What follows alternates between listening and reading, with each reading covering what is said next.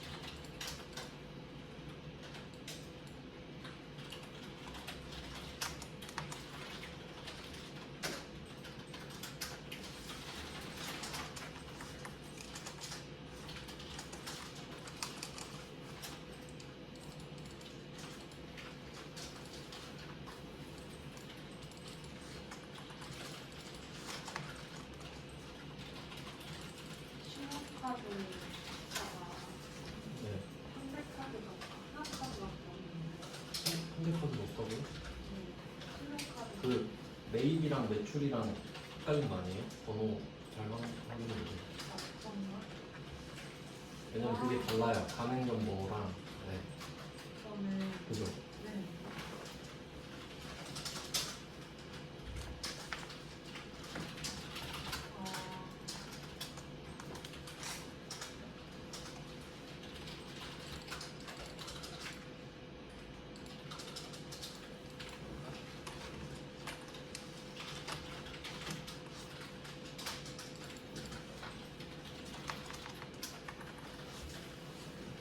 어, 입력 중에 특이한 거라고 하면 지금 제가 하고 있는 거는 3번에 4번 쓰고 있거든요. 수입 아까 보셨죠? 그래서 이건 조금 특이하니까 말씀을 드리면은 저는 수입 유형일 때 그냥 부가세 대급금이라고만 쓰거든요. 이유는 이거 부가세를 받을 수 있고 그리고 뭐 600만 원은 따로 입금을 하는 거고요. 지금 그 세관장한테는 부가세만 주면 세금 계산서를 받을 수 있거든요.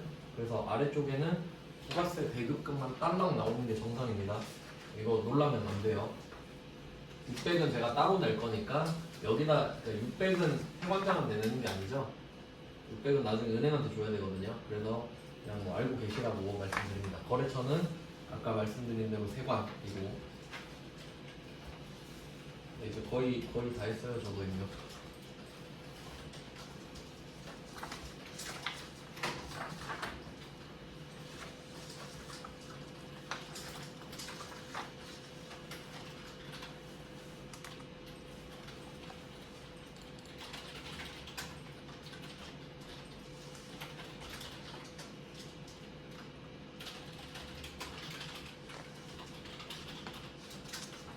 뭐 하다가 궁금한 거 있으면 물어봐 주세요.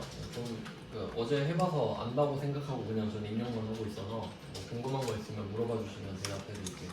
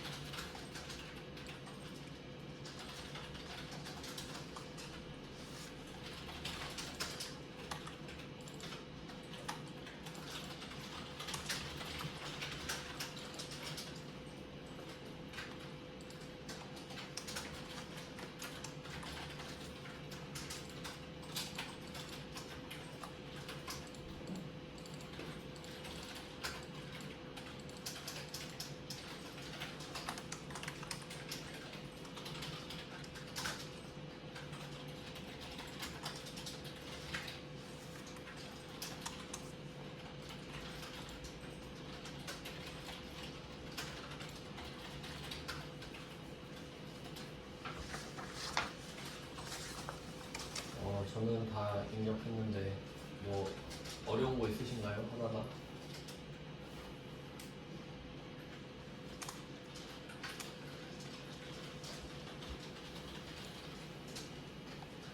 한 번에 연결 부분으로 5번 나왔죠. 영세율 네 잠깐만요 보여드릴게요. 영세율 문제가 몇 번이죠? 3번? 3번 8월 29일에 네, 영세는 그 두 개 중에 하나라고 말씀드렸는데 영세 유형이랑 수출 유형 두 개 있잖아요. 이거를 고르게 되면은 아래쪽에서 고르는데 밑에 영세율 부분을 보시면 우리는 두 개만 기억하면 된다 했죠. 이 직접 수출은 16번 수출일 때 쓰는 거고 이름 똑같죠. 직접 수출. 그리고 지금 이 8월 29일에 3번 문제는 내국 신용장에 의해서 영세율 세금 계산서니까 얘는 3번입니다. 3번. 내국 신용장 구매 확인서 얘가 12번 영세율. 원래는 한 개 더 있는데 우리 시험 범위는 이 두 개만 나온다고 생각하셔도 돼요. 1번, 3번 이렇게 좀 기억해 두세요. 네, 이제 저는 다 했으니까 이제 6번이랑 1번 할 거예요. 이제 입력하는 법은 좀 알겠죠? 이제 연습해 보시면 늘 것 같죠? 이제 그 어제 하던 대로 공개는 다 찍어봤으니까 이제 6번하고 1번도 같이 한번 해볼게요. 6번은 조회죠, 조회. 키워드 찾는 거. 좀 약간 은근히 어려운 좀 문제인데 문제인데 장부 조회를 한번 해볼게요. 자, 1번부터 키워드 찾아보겠습니다. 6번에 1번. 외상 매입금 잔액이 가장 많은 거래처명과 그 금액. 여기서 딱 눈에 띄는 키워드를 찾아라 하면 거래처명이 되겠죠. 그래서 키워드의 거래처명 이거 체크해 주시고 거래처명이 나왔기 때문에 거래처 원장으로 가겠다. 이렇게 답을 좀 적어 두시면 좋겠죠. 거래처 물어봤으니까 거래처 원장으로 갑시다. 그러면 장부관리 맨 위에 있죠? 거래처 원장. 어제도 나왔던 것 같은데 거래처 원장으로 가신 다음에 이것도 잔액이네요. 시점 잔액이죠? 어제 말씀드린 거. 시점은 잔액, 기간은 증가량, 감소량. 그럼 여기에서 6월 말이니까 6월 30일, 6월 30일로 쓸게요. 1월 1일부터 쓰셔도 상관은 없습니다. 외상 매입금 검색하고, 자, 이번에도 가장 많은 거래처를 찾아야 되니까 앞에 거래처는 맨 위에 채원전자 고르시고, 뒤에 거래처는 F2번에서 스크롤 쫙 당겨서 그냥 방향키로 하면 시간 좀 걸립니다. 이거 스크롤 당겨버리세요. 당겨서 현대카드 두 번째 거래처 확인하면 잔액이 가장 큰 거를 찾읍시다. 답은 두 개 적으셔야 되죠. 거래처명은 민선전자, 그러니까 주 이런 거 있는지 잘 보시고요. 민선전자하고 3660300 이렇게 적어놓으면 되겠네요. 민선전자 36 603 000 이렇게 종이에 적어 놓으시고 나중에 한 번에 적어야 되니까. 네, 그 다음에 두 번째 겁니다. 두 번째 문제. 판매비와 관리비 항목의 소모품비 지출액이 가장 적게 발생한 월. 자, 키워드 한번 찾아볼게요. 일단 판매비와 관리비 항목의 소모품비는 800번 소모품비라는 계정 과목을 말하고 있어요. 계정 과목. 그래서 여기다 계정 과목 이렇게 써주세요. 계정 과목 800번 소모품비 이걸 언급을 해주고 있죠. 그리고 한 개 더 있어요. 1월부터 3월까지 중에 가장 적게 발생한 거, 뭐 가장 크게 발생한 거 이런 게 월별 비교죠. 월별로 비교를 하게 되면 총 계정 원장이 하나다. 그러면 이거 이렇게 생각하실 수 있잖아요. 이거 소모품비 계정 과목이니까 계정별 원장으로 찾아도 되는 거 아니냐. 그래서 제가 비교해서 보여드릴게요. 뭐가 더 편한지 직접 보여드리겠습니다. 월별 비교가 핵심이에요. 총계정 원장은 월별 비교, 총계정 원장. 그러면 둘 다 한번 들어가 볼게요. 일단 총 계정 원장부터 보겠습니다. 기간은 당연히 1월 1일부터 3월 31일로 하셔야 돼요. 계정 과목은 800번 소모품비니까 830 이렇게 써보겠습니다. 자, 이렇게 하면 얘는 지금 비용이잖아요. 소모품비는 비용인데 비용은 차변에 발생해요. 그래서 차변을 보시면 누가 제일 작은지 알 수 있거든요. 그래서 답이 2월 80만원이에요. 2월 80만원. 딱 보기 좋게 돼 있죠. 답 적어놓을게요. 2월 80만원. 자, 그러면 혹시 내가 이걸 계정별 원장으로 생각했다면 어떻게 될지 한번 보여드리겠습니다. 계정별 원장 똑같이 들어와서 1월 1일부터 3월 30일 쓰고 소모품비 830이었죠. 자, 보세요. 좀 더 복잡하죠. 찾을 수 있긴 있거든요. 근데 어떡하지? 약간 이런 느낌. 멘붕이 온단 말이에요. 그렇기 때문에 이렇게 보는 것보다는 이렇게 보자 이거죠. 그러니까 제가 월별 비교 나오면 총계정 원장이라 알려드린 겁니다. 근데 뭔가 나는 계정별 원장이 더 편해. 그러면 당연히 계정별 원장으로 보시면 되죠. 답은 안 변합니다. 계정별 원장으로 보면 2월 월계를 보시면 되겠죠. 그러니까 월계끼리 비교해야 돼요. 이렇게. 네, 번거롭잖아요. 시험장 가면 안 보입니다. 이거. 자, 그래서 비교해서 보여드렸습니다. 이제 3번 문제. 3번 2024년 1기 확정 신고기간 이렇게 나오면 신고서 쪽일 확률이 좀 높은데, 근데 자세히 보니까 하이 일렉 거래처 나왔고 매수 나왔죠. 제가 그 부가가치세 신고서에서는 금액밖에 볼 수가 없다고 말씀드렸어요. 근데 약간 부가가치세를 언급하는데 거래처랑 매수를 물어봤다? 그러면 얘는 이름 뭐였지? 세금 계산서 합계표. 세금 계산서 합계표입니다. 그럼 키워드는 부가가치세를 언급하는데 부가가치세 플러스 거래처나 매수 이렇게 물어보면 합계표밖에 답이 안 나옵니다. 보통은 부가가치세 신고서가 잘 나오는데 그거 대신에 합계표로 낸 것 같습니다. 그러면 합계표로 들어가 볼까요? 4월, 6월 발급 받은 거네요. 4월, 6월 검색하시면 부가가치 탭으로 넘어가셔야 되죠. 세 번째 줄에 합계표 가시고 4월, 6월 매입 클릭하셔야 돼요. 매입 발급 받은 거니까 발급 받은 거. 그리고 아래로 내려가신 다음에 원칙은 제가 전체 데이터라고 말씀드렸죠. 전체 데이터 원칙이에요. 자, 왜냐면 세금 계산서라 돼 있잖아요. 전자가 아니라. 그러니까 이 전자가 첫 번째 칸이거든요. 근데 우리는 세금 계산서 봐야 되니까 전체로 보시면 돼요. 하이 일렉 찾으시면 이매, 그리고 또 잘 봐야 되는 게 매입 세액 물어봤습니다. 공급가액 아니에요. 44만원. 이런 걸로 장난친단 말이에요. 답이 너무 쉬우니까. 그래서 2매 44만원. 이렇게 적어주시면. 자, 그럼 여러분이 이게 시험지에다가 이걸 쓰신 거니까 마지막에 이 이론 문제 답안 작성을 누르신 다음에 이거를 그냥 적어주시면 되겠죠?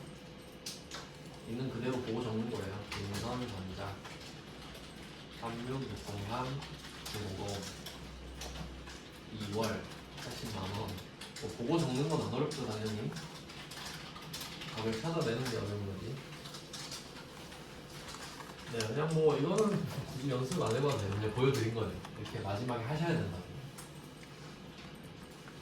연습하는 거 붕괴를 이제 입력하는 거 연습하셔야 되고요. 일반 입력은 뭐 아무나 하죠. 자, 그 다음 1번 갈까요? 1번. 이번에 1번 진짜 쉽습니다. 네, 어제 거랑 뭐가 겹치는지 좀 비교하면서 보겠습니다.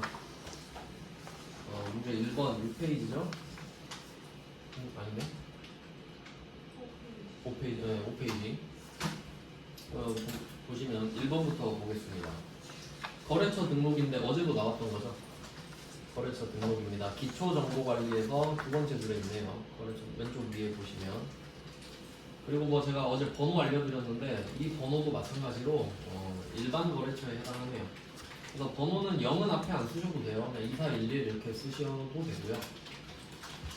다 쓰셔도 되고 그냥 똑같이 입력해주세요. 부동부터. 네, 유형은 동시, 매출과 매입을 동시에 한다는 소리예요. 사업자 등록번호는 하이픈 없이 그냥 쭉 쓰시고요.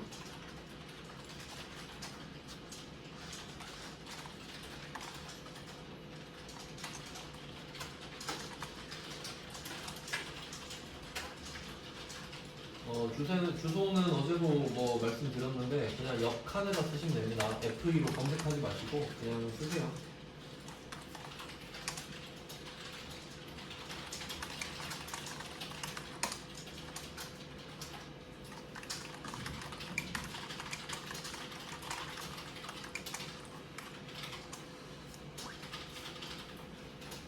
네, 이렇게 하면 3점.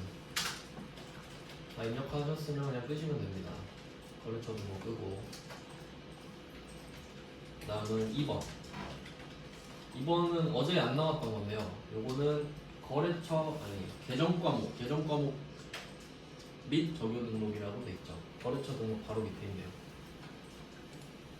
창은 그리고 웬만하면 하나 하고 끄시고 그러는 게 좋아요. 복잡하니까 하나씩만. 자, 계정 과목 및 적요 등록으로 들어왔습니다.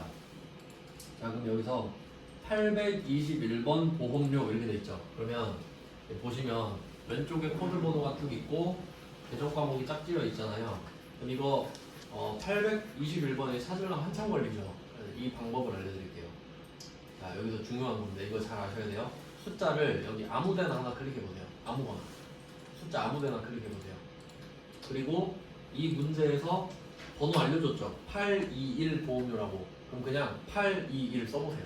아무데나 클릭하고. 그럼 821로 바로 날아갑니다. 그러니까 지금은 코드 번호를 알려줬기 때문에 아무데나 이렇게 쓰시면 돼요.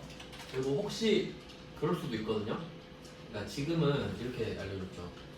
옛날에는 이렇게 보냈어요 문제를. 그러니까 지금은 821 보험료 이렇게 대놓고 알려주잖아요. 옛날에는 이렇게 낸 적 있어요. 판매비와 관리비에 속하는 보험료 이렇게 말을 한 적이 있어요. 그러면 번호를 안 알려준 거죠. 그럼 어떻게 찾아요? 못 찾잖아요. 그럼 그때는 어떻게 하시냐면 이거 다른 데서도 써먹는 단축키인데 컨트롤 F 아시나요? 컨트롤 F로 보험료를 찾으면 돼요. 이것도 한번 보여드릴게요. 혹시 이렇게 나올 수도 있잖아요. 이거 안 해보면 진짜 당황합니다. 왜냐면 이거 시간 쓸 거라고 생각을 안 했는데 뭐 하나씩 찾고 있어봐요. 자, 얘도 얘는 안쪽에 그냥 아무데나 한번 클릭을 하신 다음에 컨트롤 F를 누르면 찾을 내용이 뜨죠. 그러니까 숫자면 찾을 이유가 없잖아요. 바로 검색하면 되니까. 지금처럼 글자만 할 때 보험료 이렇게 보험료 이렇게 해서 엔터를 치면 821 얘는 바로 나와버리네. 네, 500번도 나오고 막 600번도 나오고 하죠. 800번 나올 때까지 찾으면 되는 거죠. 이렇게 엔터 쳐서. 네, 이렇게 두 가지 방법이 있답니다. 지금은 821로 바로 날아가면 되죠. 그리고 이 안에 보시면 현금 적요 7번. 네, 여기다가 오른쪽에 현금 적요 있죠? 여기 6번 밑에 있네요. 여기 7 쓰시고 닫아 적힙니다. 이거. 은행인 정기보험료 납부. 다 쓰셨으면 밑에 대체 적요를 클릭해서 5번 동영인 정기보험료 이직을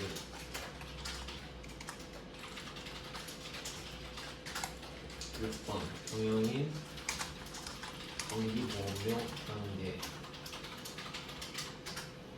네, 아주 쉽네요. 생각할 게 전혀 없습니다. 다 입력하셨으면 나가시면 되고, 그 다음은 3번입니다. 이거 어제 나왔던 거네요. 얘는 거래처별 초기 6월인데 왼쪽 밑에 있죠. 왼쪽 밑에 거래처별 초기 6월로 가신 다음에 왼쪽에 나와 있는 성급금 클릭하고 거래처랑 금액을 확인합니다. 금액이 틀렸네요. 232만원으로 고쳐주시고 거래처가 하나 부족합니다. F2번으로 하나 뜯어주시면 되겠죠. 공상 187만 3천원.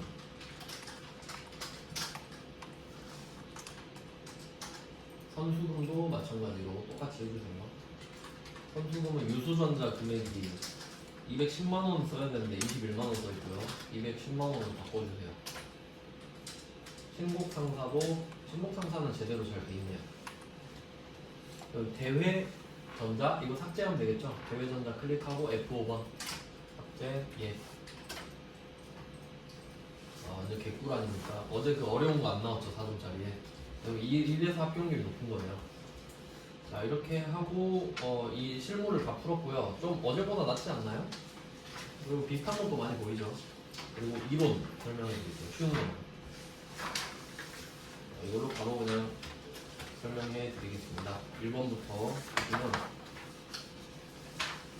회계 순환 과정에 있어서 기말 결산 정리.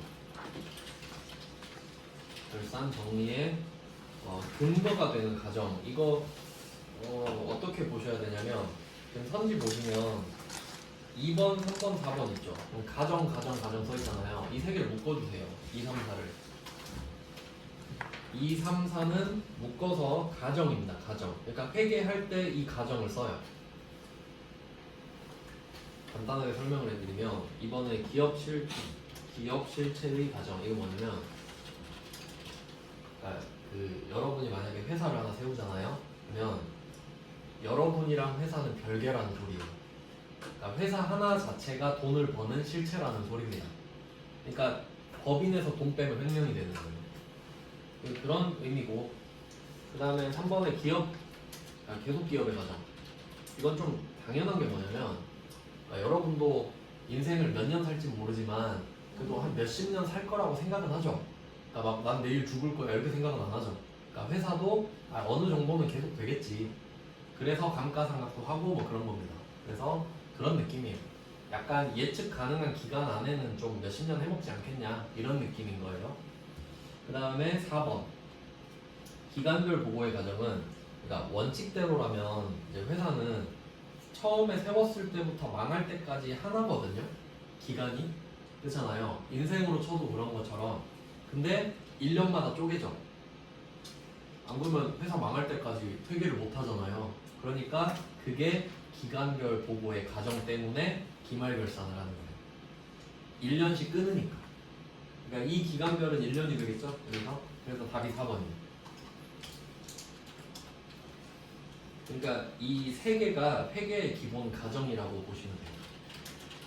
그래서 어떻게 문제 낼 수 있냐면 지금 세 개잖아요. 딱 사지선다로 좋죠. 다음 중 회계의 기본 가정이 아닌 것은 하면 답이 1번이에요. 왜냐면 1번은 가정이 아니죠. 발생주의는 특징이에요. 특징. 회계의 특징. 그냥 회계 뭐야? 회계 발생주의 하잖아. 이런 거예요. 가정이 아니라. 아시겠죠? 그래서 이렇게 섞어 놓은 겁니다. 뭐 이 정도 뭐 운 좋으면 풀 수 있겠죠. 1번 정도. 그 다음에 2번. 이거는 꼭 맞히셔야 된다고 생각을 합니다. 강좌자산 찾기. 그럼 제가 다 성분 써드릴게요. 성급 비용은 일단 자산입니다. 미수금도 자산이고 크게 정리해볼게요. 일단 미수 수익도 자산, 선수 수익은 부채. 일단 이렇게 바로 답이 나머지는데 그러니까 사실 강좌 자산까지 갈 필요도 없었던 겁니다. 그럼 한번 생각해볼게요. 이름으로 성격 찾기. 이게 외우는 게 아니라 이해를 하시면 참 좋아요. 그러면 성급 비용부터 한번 볼게요. 이거는 대표적으로 뭐가 있냐면 여러분 지금 학원비도 마찬가지예요. 먼저 결제하셨죠. 그러니까 수업을 들을 권리가 있는 거고 이제 한 번 들을 때마다 그 권리가 차감되는 느낌이에요. 근데 보통은 이제 시험에서 보험료로 나오죠. 보험료 먼저 내는 거 아시죠 항상?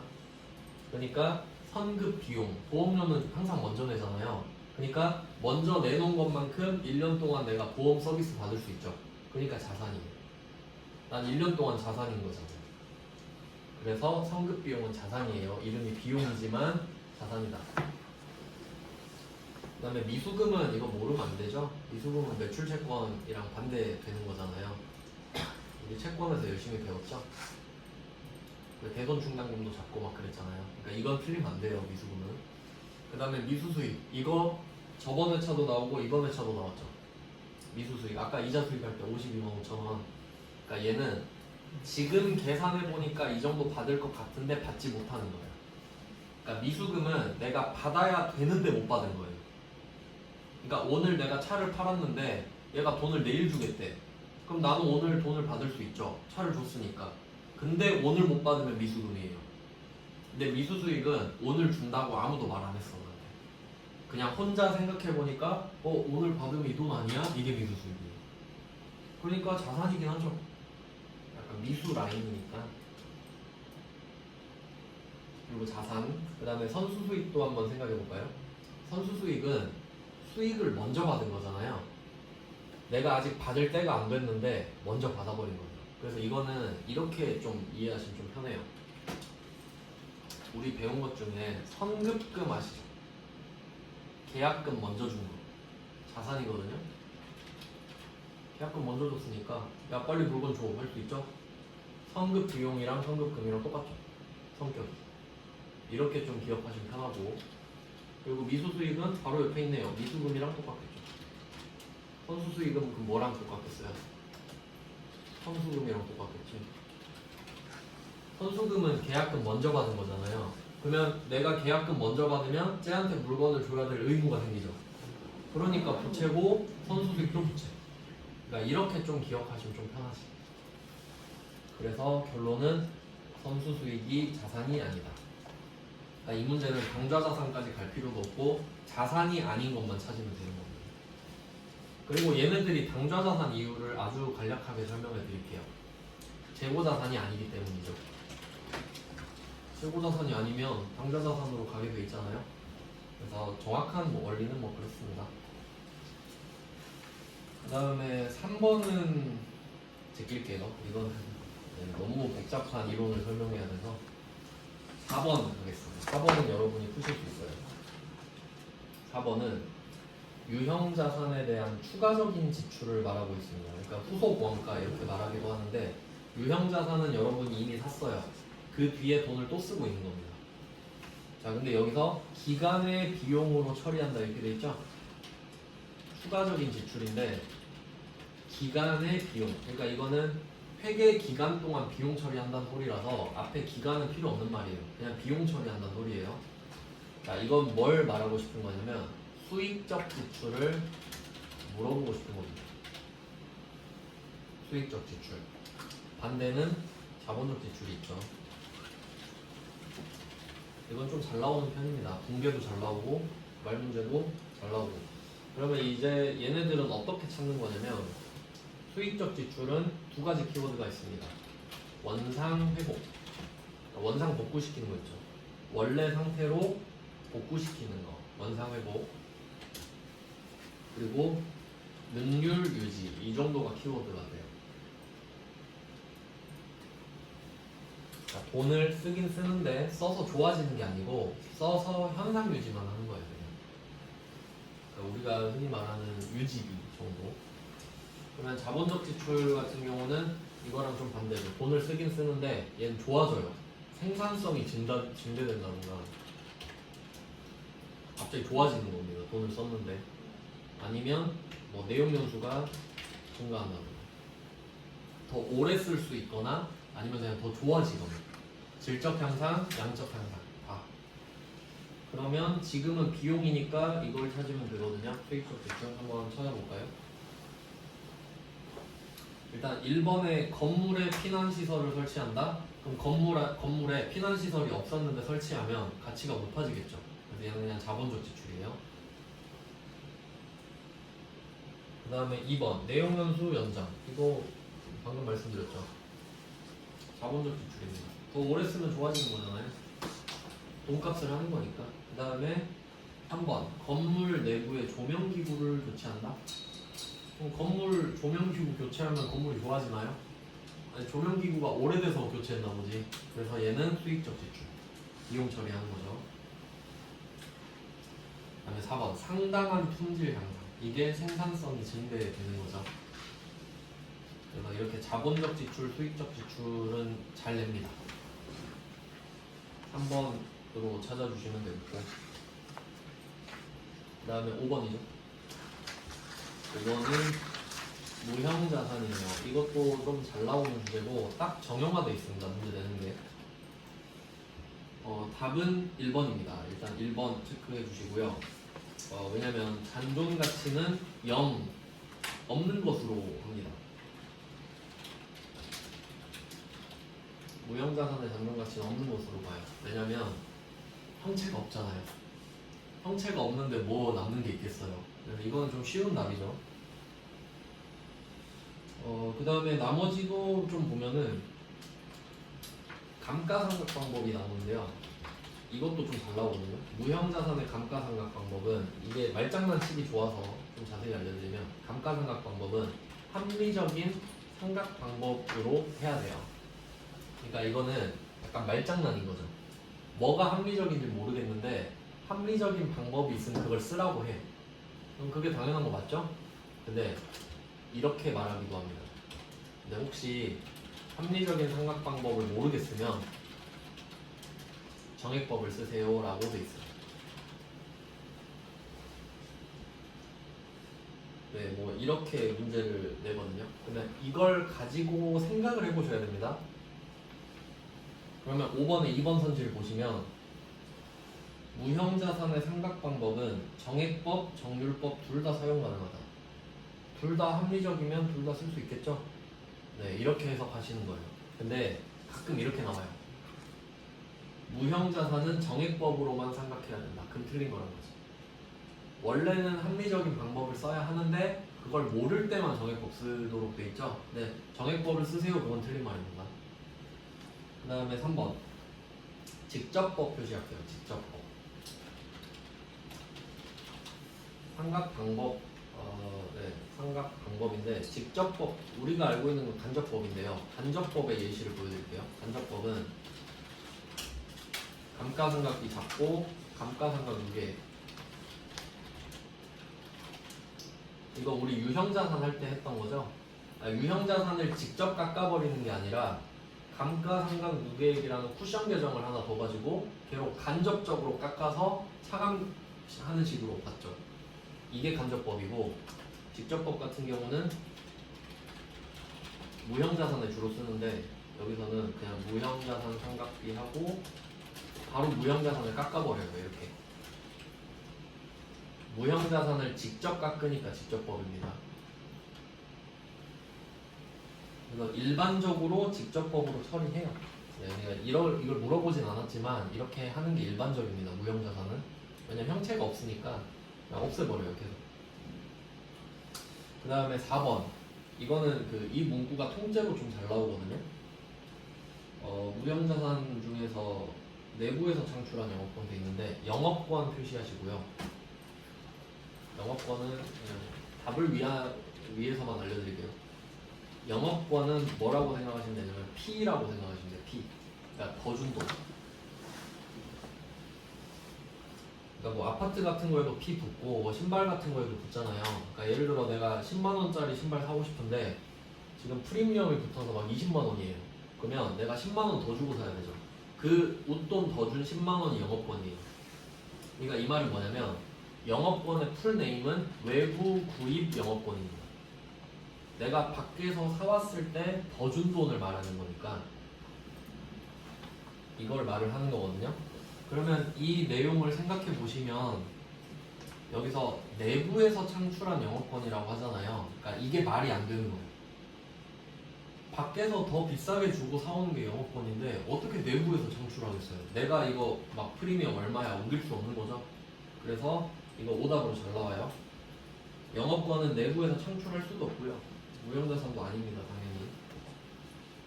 그 다음은 6번. 일반 기업 회계 기준에 따른 부채가 아닌 거. 이것도 좀 쉽지 않나? 이거 꼭 맞히셔야 됩니다. 답 보이시나요? 일단 확실한 거부터 볼까요? 확실한 거. 부채 찾기. 자, 퇴직급여 충당부채 어때요? 직원 퇴직금 줘야지. 부채죠? 정확히 말하면 비유동 부채. 왜냐면 내년까지는 퇴사 안 할 거라 생각하거든요. 근데 돈을 주긴 줘야 돼. 그럼 얘는 부채가 맞고요. 선수금 아까 말씀드렸죠. 얘는 유동부채입니다. 선수수익도 유동부채고 선수금도 유동부채입니다. 1년 안에는 해결되니까 둘 다. 그 다음에 미지급 배당금은 어떤가요? 아 이거 왜 안 배웠네? 그냥 이름으로 맞춰볼게요. 배당 빼보세요. 부채죠? 미지급 배당금도 부채예요. 그래서 미지급 세금도 부채잖아요. 미지급 비용도 부채잖아요. 그러니까 미지급 부품 다 부채예요. 줘야 되는데 안 줬다 이 말이니까 그럼 줄 거다 이 말이죠. 그러니까 이렇게 때려 맞힐 수도 있어요. 나중에 하다 보면. 자 그러면 답이 1번이죠. 왜 그럴까? 자 이거 한번 생각해 보세요. 임차 보증금이면 여러분이 임차인이죠. 임차인. 그러면 보증금을 받아요, 줘요? 건물주한테. 내가 지금 임차인이야. 건물주님 저 좀 살게 해주세요. 보증금 줘야 돼요? 받아야 돼요? 줘야죠? 그러면 내가 돈을 맡기는 거잖아요? 그럼 맡겼으니까 받겠죠? 그럼 자산이지. 그쪽은 부채. 쟤는 부채. 건물주 입장에선 보증금이 부채죠. 그래서 그걸로 사기 많이 치잖아요. 보증금 안 돌려주고 막 그런 경우 많잖아요. 그러니까 우리가 임차인이니까 보증금을 맡긴다.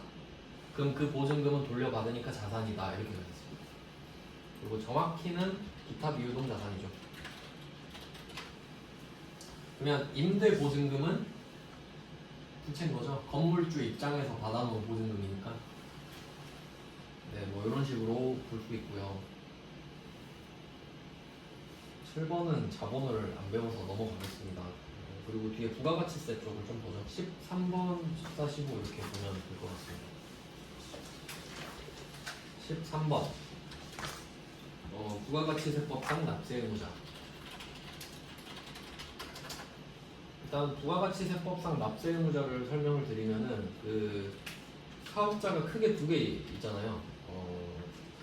일반 과세자, 아니 과세사업자랑 면세사업자 이렇게 있는데, 면세사업자는 이름만 사업자고 부가가치세를 안 내잖아요. 그래서 실제로는 과세사업자만 납세의무자입니다. 면세사업자는 아니에요. 그러면 과세사업자를 뜯어보니까 이 안에 일반 과세자가 있고 간이 과세자가 있더라. 이렇게 정리가 되는 거죠. 그래서 결론, 부가가치세법상 납세의무자는 일반 과세자랑 간이 과세자 둘이다. 면세사업자는 부가가치세를 안 내니까 부가가치세법상 사업자는 아닙니다. 영세? 영세는 이 과세사업자가 수출을 하면 영세율을 적용받을 수 있어요. 그러니까 영세율 사업자가 따로 있는 게 아니에요. 과세사업자가 국내에 팔면 10%, 수출하면 0%를 적용받는 거지. 알겠죠? 자, 그럼 문제 한번 볼까요? 13번에 1번 맞는 말이죠?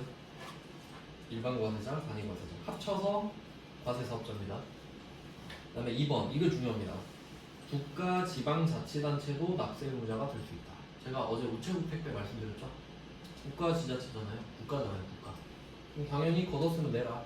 맞는 말입니다. 그 다음에 4번 볼게요. 4번. 영세율을 적용받는 사업자. 그럼 우리가 수출을 하면 영세율 적용받죠? 그럼 사업자 등록을 안 하나요? 해야죠. 과세사업자인데. 그래서 해야 된다. 이렇게 해서 3번을 제끼시면 됩니다. 3번은 조금 지역적이거든요. 이거는 버리고. 그 다음에 14번 갈게요. 14번 문제. 부가가치세법상 매입세 공제산업. 그럼 안 되는 거를 제끼면 되겠죠? 우리 이거 다 아는 거거든요. 첫 번째, 면세 사업에 관련된, 방금 말씀드렸는데 면세 사업자는 부가가치세를 안 걷고 안 내죠. 그러니까 이 면세 사업자가 사는 물건은 세공제 안 해주잖아요. 그게 면세 사업에 관련된 매입세입니다. 그러니까 안 해주는 거죠. 1번은 면세 사업자는 사업자가 아니니까 안 해주는 겁니다. 1번 그러면 안 된다. 2번 이거는 이제 아시죠? 비영업용, 소형 승용 자동차 유지 관련, 유지, 임차, 구입 전부 다 세액공제 안 해주죠? 2번 나가리. 그 다음에 3번 이거 중요하죠? 토지의 형질 변경, 그러니까 토지의 자본적 지출에 해당하면 안 해주죠? 그래서 1, 2, 3번이 다 아니잖아요. 4번이 답이죠. 4번은 그냥 의제 매입세액만 좀 표시해 두시고, 이게 뭐 어떤 개념이냐면 그 의제가 간주랑 같은 말이거든요. 간주. 간주는 뭐냐면 예를 들어 자 A를 B로 간주한다. 이거 옛날에 말씀드렸죠. A를 B로 간주하면 이제 A는 B입니다. 그런 말이거든요. 그러면 이제 해석해 볼게요. 의제 매입세액은 매입세액으로 간주한다 이 말이죠. 매입세액이 없는데도 매입세액을 만들어주는 거예요. 그러니까 세액공제가 되지. 만들어줬잖아요. 그러니까 되는 겁니다. 아주 간단한 논리예요. 그러니까 이거는 좀 부가가치세 좀 깊게 배워야 되는 파트라서 세무 2급에서 주로 다루거든요. 그 다음에 15번. 이것도 답은 쉬워요. 답은 진짜 쉽습니다. 15번. 세금 계산서 발급 의무가 면제되지 않는 거. 이거 좀 문제 푸실 때 이 스킬이 좀 중요한데요.